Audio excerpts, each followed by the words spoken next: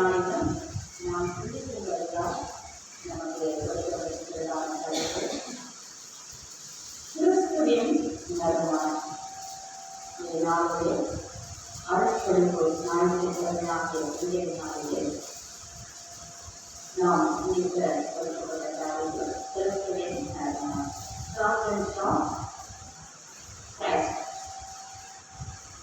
Online ministry என்பது அந்த online ministry குறித்து நம்ம இருக்கிறோம். இந்த ப்ராப்ளம்ஸ் என்று சொல்லியிருக்கலாம். ப்ராப்ளம் என்ற சொல்லுக்கான மீனிங் பிளசன்ட் ஸ்வீட் ஸ்மெல் என்று சொல்லி இனிப்பான இன்பமான வாசனை சொல்லலாம். மனதில் இசைந்த சுகந்தமான வாசனை. நம்ம வாசனையை குறித்தெல்லாம் வாசனைகளிலே பல இது இருக்கு இல்லையா? சில வாசனைகள் நமக்கு பிடிக்கும், சில வாசனைகள் நமக்கு பிடிக்காது. இது நம்ம மனதில் இசைந்த சுகந்தமான வாசனை என்று சொல்லி நம்ம சொல்லலாம். தமிழில் சொல்லலாம் மனம், நறுமணம், அரோமா என்று சொல்லி சொல்லுவார்கள். மனம், நறுமணம் என்று சொல்லி நறுமணம் என்பது நறுமணத்தை பார்த்தோட என்னெல்லாம் நிறுவனம் அப்படின்னு சொல்லி நம்ம பார்க்கலாம். ஃபர்ஸ்ட் நம்மளுடைய கவனத்தை விட்டுட்டு இருக்கக்கூடியது இல்லையா? ஏதோ ஒரு செஞ்சோ ஏதோ ஒன்று போட்டுட்டு ஒரு வார்த்தையோடு கூட ஒருத்தவங்க வராங்க, அதை கொஞ்சம் கிராஸ் பண்ணலாம் அப்படின்னு என்ன பண்ணுவோம், நம்மே அறியாம நம்ம கொஞ்சம் கவனம் மாறும், திரும்பி பார்ப்போம் இல்லையா? நம்மளுடைய கவனத்தை விட்டு திருப்பக்கூடியது இதனுடைய அன்புக்கும் உறவுக்கும் அடையாளமாக அளிப்பது. கொஞ்சம் நம்ம பார்த்து போடுறோம் அப்படி எல்லாம் பார்த்து வராங்க அப்படின்னு நினைச்சுவாங்க. வாசனை திரவியத்தை வாங்க கொடுப்பாங்க. அது ஒரு அன்பின் அடையாளமாக நம்ம கொடுக்கின்ற பொருளாகவும் இருக்கிறதுக்காக இது பரிசாக கொடுப்பது. இன்னும் என்ன செய்யறாங்க, மறைவு ஸ்தலங்கள் இருக்கு.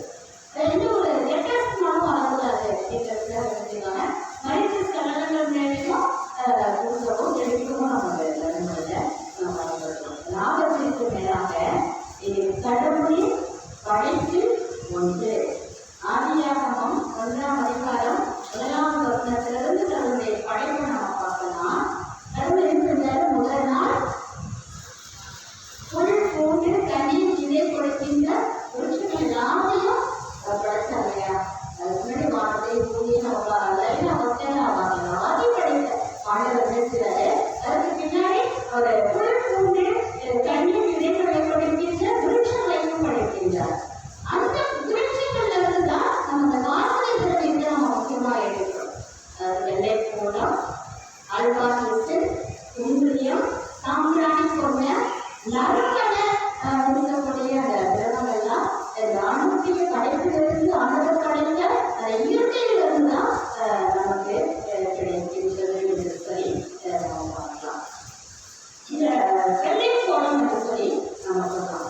வெள்ளை கோலம் அப்படிங்க நம்ம பார்க்கலாம். வெள்ளை கோலம், இந்த வெள்ளை கோலம் எப்படி வந்துச்சுன்னு தெரியுமா? எப்படி உருவாக்கினார்கள் அப்படின்னு சொல்லி ஒரு பொருளை நம்ம எடுக்கிறதுக்கு நிறைய நம்ம பாடுபடணும். கஷ்டப்பட்டு தான் ஒரு பொருளை எடுக்கணும் இல்லையா? இந்த வெள்ளை கோலம் எப்படி வருகிறது அப்படின்னா, அது ஒரு விதமான மரத்தை காயப்படுத்தி சாதாரண வந்து அதில் வாசனை தெரிவிங்கள். அது மரத்தை என்ன பண்ணணும், காயப்படுத்தணும், சுத்தணும். மரத்தை குத்தி அதிலிருந்து வருகின்றதான ஒரு சிஸ்டம் தான் வெள்ளை கோலம். அடுத்து குங்குலியம் என்று சொல்லிப்பாங்க. இது சமுத்திரத்தின் பாறைகளில் காணப்படுற அந்த பாசி போன்ற பாசி போன்ற அந்த பாசியை தின்று அதில் சீவிக்கிற ஒரு பிராணியை எடுத்து அதனுடைய ஓட்டை பொடியாக்கி அதை திரிகிறவங்க தான் சொல்லுங்க.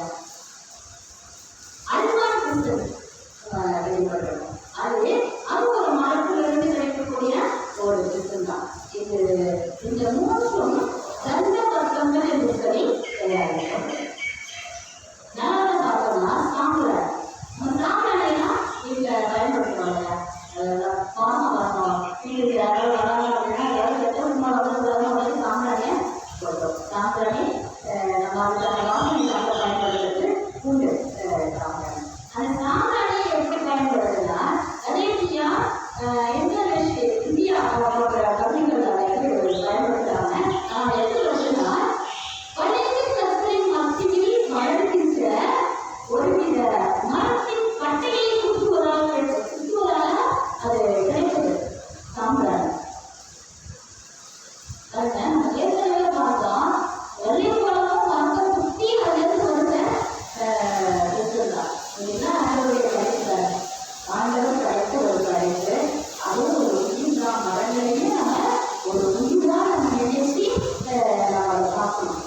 ஆனா அந்த உயிரை சுற்றுவதாகவும் அதுல இருக்கிற பட்டையை எடுக்கும்போதும் மக்கள் கொடுத்துருந்தாங்க நம்ம பட்டையை எடுத்து அதை ஒளியாக்கம் செய்யறதுதான் இதை எதற்காக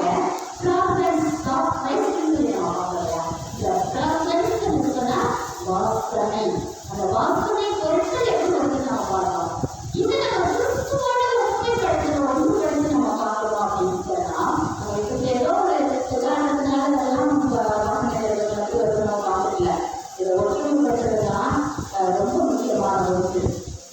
ஆண்டவராகிய இயேசு கிறிஸ்து இதே போலதான் பிற வாழ்வுக்காக உலக வாழ்வுக்காக நம்முடைய பாவங்களுக்காக நாம் மீட்கப்பட வேண்டும் என்பதற்காக அவர் காயப்படுத்தப்பட்டார், குத்தப்பட்டார். அவர் எவ்வளவு கஷ்டங்களெல்லாம் பட்டாரு வாழ்வில் அனுபவித்தார் என்று சொல்லி நம்ம பார்க்கின்றோம். ஆகவே நமக்காக அவர் நெருக்கப்பட்டார், புறமிடப்பட்டார். இப்படிப்பட்ட வாழ்க்கையிலேயே நாம் நம்பப்படுகிற ஆண்டவராகிய இயேசு கிறிஸ்து அவருடைய பணியை செய்கின்ற நாம் அது உலகெங்கும் அவருடைய முக்கியத்துவம் ஒரு நறுமணப்படுத்தப்படக்கூடிய ஒன்றாக நறுமணம் இருக்கக்கூடிய ஒரு பணியாக அதை கருதி நாம் செய்ய வேண்டும் என்பதை நாம் தெரிந்து கொள்ள வேண்டும். கிறிஸ்துவுக்குள் அன்பானவர்களே, அவர்கள் நாங்கள் பகுதிகளா எழுதி 5ஆம் அதிகாரம்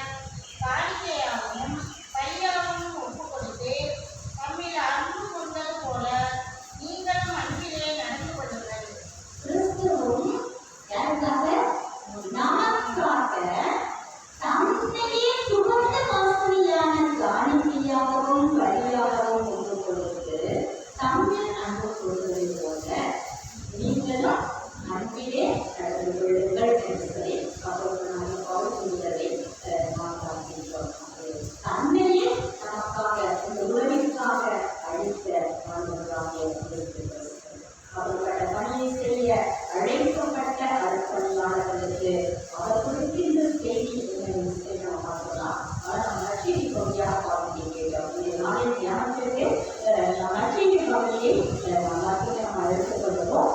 அதில் 6ஆம் அதிகார வசனங்கள் 1 நம்ம வாசிக்கிறோம். என்ன செய்யறது? 70 பேரை தேர்ந்தெடுத்து தனக்கு முன்னே 2 பேரை அனுப்பும்போது அர்ப்பணியாளர்களுக்கு அவருடைய ஊழியத்தை செய்கின்ற அர்ப்பணியாளர்களுக்கு அவர் கொடுக்கின்ற அறிவுரை இந்த பகுதியிலே கொடுக்கப்பட்டது. ஒரு 3 பகுதியாக நான் குறிப்பிட்டு சொல்லலாம் என்பதை நான் ஏற்படுத்தியிருக்கிறேன். முதலாவதாக என்ன சொல்றாரு? செல்லுங்கள்.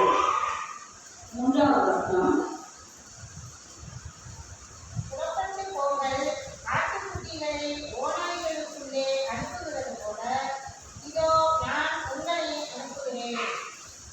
அனுப்பும் முன் அவர்களுடைய வாரத்தை பகிர்ந்துகொள்கிறார்கள். அனுப்பும் வேலை அனுப்பணும். நமக்கு அனுப்புக்கு வேலை நாட்களை அனுப்பும்படி வேண்டிக் கொள்ளுங்கள் என்று சொல்லி கொடுக்கிறார். இதே மத்திய 1ஆம் அதிகாரம் 36வது வசனத்திலையும் அது சொல்லப்படுகிறது. திரளான சனங்கள் மெய்ப்பனில்லாத ஆடுகள் போல வைத்து போனவர்களும் சிதறடிக்கப்பட்டவர்களுமா இருக்கிறபடியால் அவர்களே மனதுருகி வைத்து போனவர்களும் சிதறடிக்கப்பட்டவர்களுமாய் அவர்களை வழிநடத்துவதற்கு சரியான பாதை எது என்று சொல்லி அறியாமல் உணர்வை நிற்கின்ற தவிர்த்து நிற்கின்ற அவர்களுக்கு சரியான ஒரு வழியை காட்ட வேண்டும் என்று சொல்லி வருகிற அந்த அவர்களே மனதுருகி தன் சீர்களை நோக்கி அறுப்பு விரும்பி வேலையாட்களோ கொஞ்சம் எடுத்திருக்கிறார். இது பாருங்க, இது ஆண்டுதான் ஏற்று பாருங்க. அவர் உலகத்திற்கு ஒரு மணமகனாக வந்த பொழுது வந்து அவருடைய திருப்பணியை செய்த நாட்களிலே சொல்லப்பட்ட வார்த்தை. அதற்கு பின்பதாக எத்தனை ஆட்சிகள் நாம் கடந்து சென்றது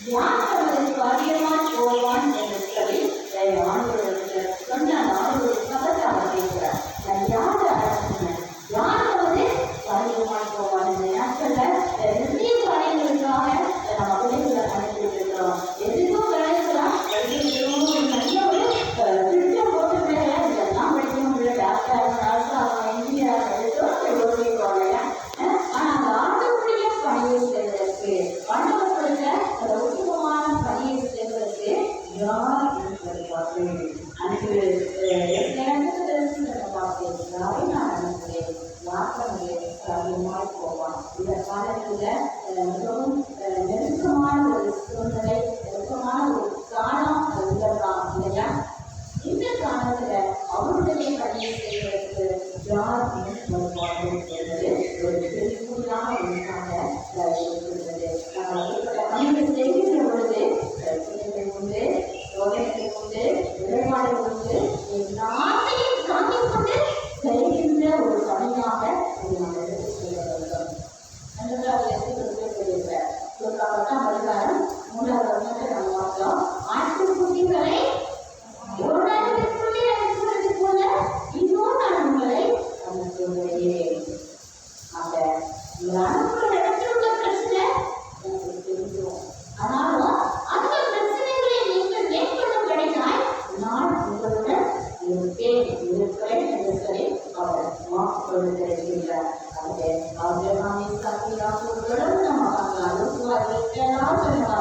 நான் உன்னோடு கூட அவர் விழுந்து நம்ம பேச வேண்டிய காரியங்களையும் நடக்க வேண்டிய வழியையும் நமக்கு கற்றுக் கொடுத்து நம்ம வழிநடத்துகின்ற ஆண்டவராய் அவர் இருக்கின்றார். அவரை 2வது செல்லுங்கள். ஃபர்ஸ்ட் என்ன சொன்ன? செல்லுங்கள். செல்லுங்கள். 2வதாக சொல்லுங்கள். எந்த இடத்துக்கு போகணும் அப்படின்றத அவர் பார்த்தாரு. அடுத்தது என்ன சொல்லணும், என்ன பேசணும். நமக்கு தெரியல, நான் பேசுறாரு, நான் திருக்குறளையா இருக்கிறேன் அப்படின்னு சொல்லிட்டு ஆண்டவர் அழைத்த பொழுது அவருடைய அவருக்கு மருந்து குறித்த வார்த்தைகளை நம்ம பார்க்கலாம் இல்லையா? அழைக்கப்பட்டது. ஆனா அழைத்த ஆண்டவர் என்ன செய்வாரு, என்ன சொல்லணும், என்ன பேசணுங்கிறத அவர் நமக்கு கற்றுக் கொடுக்கிற ஆண்டவராக இருக்கின்றார். அது இந்த பகுதியில் என்ன சொல்றாரு, இந்த வீட்டுக்கு சமாதானம் உண்டாவதாக என்று சொல்லி நம்ம கடைசியில ஆண்டவர் ஒரே சிறந்த குமாரன் உலகத்திற்கு அனுப்பினார். அந்த ஆண்டவராக இருக்கிறார். இந்த பணிதான் செஞ்சார். 9ஆம் அதிகாரம் 4வது வசனத்திலே அவர் சமாதான பிரபு என்று சொல்லப்பட்டிருக்கிறது. நீங்க 5:5 இதனை சமாதான காரண 52 சமாதானத்தை கூறி அறிவிக்கிற சுவிசேஷனுடைய வாதங்கள் மனிதனின் மேல் எவ்வளவு அழகாக இருக்கின்றன என்று சொல்லி 5ஆம் அதிகாரம் 9வது வசனத்திலே சமாதானம் தடுத்தவர்கள் வாக்கியவான்கள் என்று ஆண்டவராகிய இயேசு கிறிஸ்துவினுடைய வார்த்தை. வீட்டுக்கு நம்ம போகணும்னா என்ன சொல்லணும் அப்படிங்கிற அழகாக ஆண்டவராக எடுத்துக்கிறார். இந்த வீட்டிற்கு சமாதானம் உண்டாவதாக. அவரே அருட்பணியாளர்கள், கடவுளால் அழைக்கப்பட்டவர்கள், அர்ப்பணிப்பு பெற்றவர்கள் செய்ய வேண்டிய பணி சமாதானம். வீட்டுல போனவங்க நம்ம வீட்டில் உள்ளவர்களுக்கு சமாதான வாழ்த்துதலை கூற வேண்டும் என்று சொல்லி அவருடைய 39ஆம் அதிகாரத்திலே யானையிலிருந்து சுகப்பெற்ற எசேக்கியாவை பார்க்க பாபிலோனிய ராஜா வந்தபோது என்ன செய்தார்கள், சந்தோஷத்தில் எசேக்கியா எல்லாவற்றையும் காட்டுறார். இது எல்லாம் பாபிலோனுக்கு கொண்டு போகப்படும் என்று ஏசாயா சொன்ன பொழுது என் நாட்களிலாவது சமாதானமும் உண்மையும் இருக்குமே என்று சொல்லி அவர் கூறுவதை நாம் பார்க்கின்றோம். கிறிஸ்துவின் பணியை செய்ய அழைக்கப்பட்ட பணியாளர்கள் எங்கே சகோதரர்கள் செல்லுங்கள், கொள்ளுங்கள். அடுத்தபடியாக இருக்கிறது செயல்படுங்கள். இது ரொம்ப முக்கியம். இடத்துல நம்ம போகலாம், போகும்போது நம்ம பேசலாம், எல்லாரும் பேசலாம். ஆனா செயல்பாடு இருக்க வேண்டும் என்பதை குறித்து விரும்புகின்றார். 10ஆம் அதிகாரம் 1வது வசனத்திலே அவரிடத்தில் உள்ள பணியாளர்களை சொந்தமாக்கி கடவுளுடைய ராஜ்யம் உங்களுக்கு சமீபமாக வந்திருக்கிறது என்று சொல்லுங்கள். சொந்தமாக்குங்கள். சுகப்படுத்துகின்றவர்கள் தூவிதமா அவர்கள் எழுதுறாங்க ஆரம்பித்தனா அவர்களை சுகப்படுத்துவதற்காக நாம் கொடுக்கின்ற நாம் அவர்களுக்காக சுவைக்க வேண்டும். நாம் செய்கின்ற அந்த ஜபத்தினால் அவர்களுக்கு விடுதலை கிடைக்க வேண்டும். அதை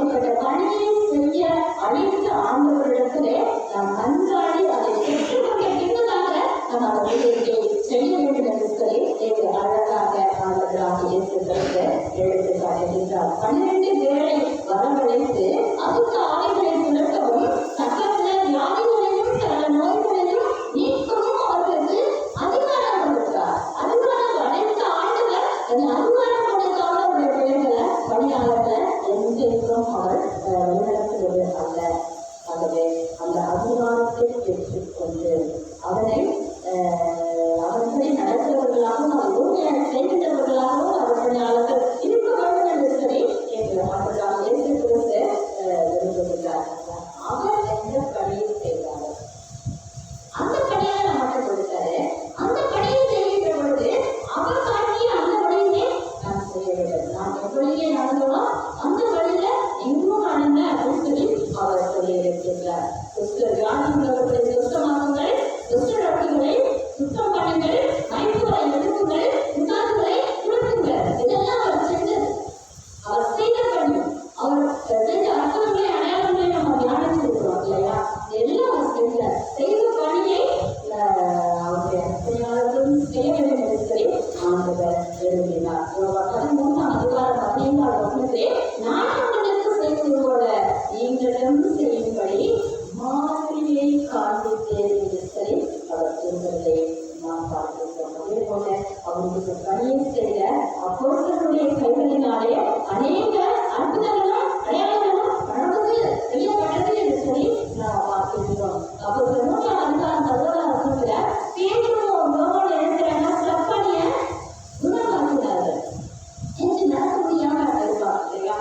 அப்படிப்பட்ட நடக்க முடியாம உட்கார்ந்திருந்த அவர்களை குணப்படுத்தினார்கள். 19ஆம் அதிகாரம் 12ஆம் வசனத்துல வியாதி மற்றும் பொல்லாத ஆவிகளை பவுல் துரத்தினார் என்று சொல்லி நாம் பார்க்கிறோம். இது எல்லாத்தையும் ஒருங்கே செய்த ஒரு தீர்க்கதரிசி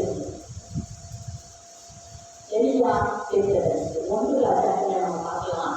1 ராஜாக்கள் 17ஆம் அதிகாரம் வசனங்கள் 1 பார்க்கலாம். எலியா இருக்கிறாரு. ஆகாபை நோக்கி இந்த வருஷங்களிலே பனியும் மழையும் பெய்யாதிருக்கும் என்று சொல்லி கர்த்தருடைய ஜீவனை கொண்டு சொல்லுகிறேன். 13ஆவது வசனத்துல கேரிஸ் ஆற்றல்களுக்கு கல்லறைக்கு பின்பதான ஒரு கட்டளை வருகிறது. அதை கேரிஸ் ஆற்றல்களுக்கு சொல்லுகிறார். 4ஆவது வசனத்துல பாருங்க, உன்னை போஷிக்க அது கிராமங்களுக்கு கட்டளை இருக்கு. எந்த தரமும் சொல்றாரு.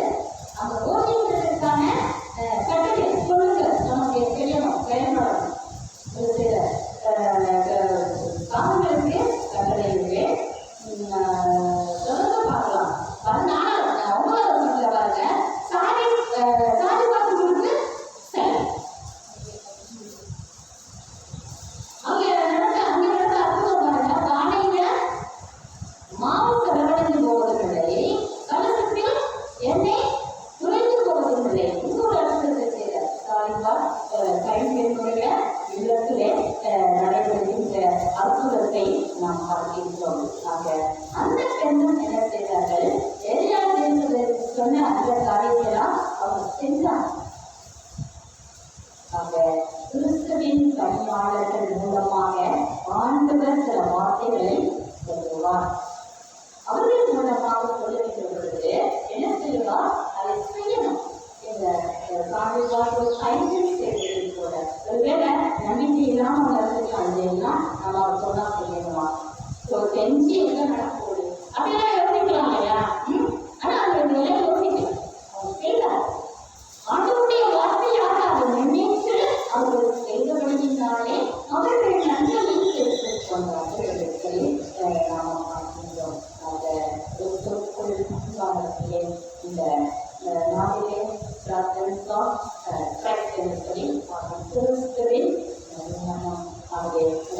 பணம் என்பது எவ்வளவு ஒரு நாளுக்கு ஒரு நல்ல ஒரு அந்த நேரத்தை பார்த்து ஒரு மகிழ்ச்சி சந்தோஷத்திலும் ஒருவேளை நம்ம கோபமா இருக்கலாம், துக்கத்தோடு இருக்கலாம். இப்படிப்பட்ட நேரங்களில் ஒரு நல்ல ஒரு நடுப்பணங்கள் இருக்கின்ற பொழுது நமக்கு மன மகிழ்ச்சி ஏற்படும் இல்லையா? ஆக கிறிஸ்து அந்த நடுப்பணங்கள் எப்படி ஒரு உயிரை காயப்படுத்தி சுத்தப்பட்டு மற்றவர்கள்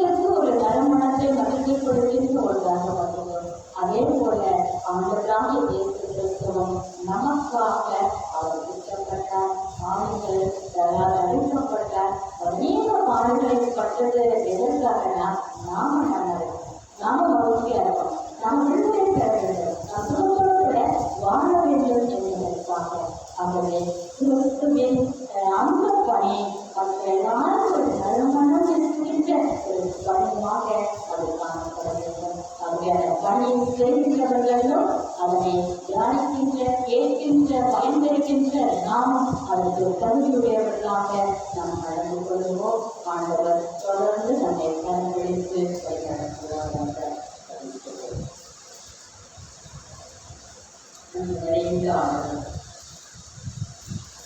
அஞ்ஞான இந்த நாளுக்காக நன்றி சொல்கிறோம். எங்களாலே நீர் எங்கள் கண்களிலே கொண்டிருக்கின்ற மிகவும் மகத்துவமான ஒரு பணம், அதை உண்மையோடு கண்களோடு கூட நாங்கள் சொல்ல வேண்டும். எங்களுக்காக பாடல்களை உங்களுடைய மீட்புக்காக, விடுதலைக்காக, உங்களுடைய வாழ்வுக்காக காயப்பட்ட அறிவு உணர்ந்து நாம் செயல்பட மாற்றிருக்கின்றோம். உங்களுக்கு ஒரு மாதிரியை வைத்துக் கொண்டிருக்கின்றோம். ஆகவே உன் பணியை செய்கின்ற அந்த மாதிரியை பின்பற்றக்கூடிய எதிராக நாம் நடந்து கொண்டிருக்கின்ற வார்த்தையை கைவிடுகின்ற ஒவ்வொரு பிரச்சனையும் உறுப்பினர்களும் அதற்கு உண்மையாகவும் அந்த வார்த்தை அதற்காக கொடுக்கப்பட்டது என்பதை உணர்ந்து செயல்பட நான் சொல்லியிருக்கிறோம். சமூகத்தில் வந்து நாங்கள் அமர்கின்ற இந்த நாட்கள் எங்களை பார்க்கின்ற, அர்ப்பணிக்கின்ற ஒரு நாட்களாக, நேரங்களாக, மனிதர்களாக எங்களை அமைத்தது நாள். அனைத்தையும் முதலுக்கே செலுத்துகிறோம். இந்த இயேசு கிறிஸ்துவின் மூலமாக திருப்பவும் நல்ல தந்தது. ஆமென்.